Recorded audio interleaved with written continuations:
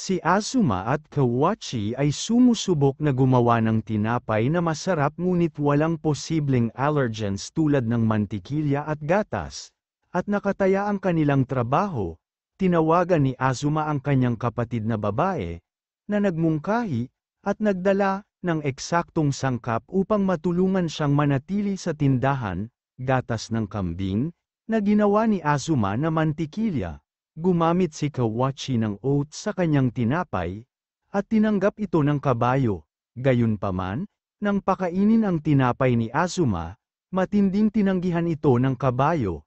Kinuha ni Ken at Kawachi ang tinapay ni Azuma at natagpuan itong masarap. Gayun din, ang gatas ng kambing na ginamit ni Azuma ay nag-aalis ng pangunahing allergen sa gatas, na ginagawang tinapay na tumutugon sa kahilingan ng manager. Parehong napanatili nina Azuma at Kawachi ang kanilang mga trabaho.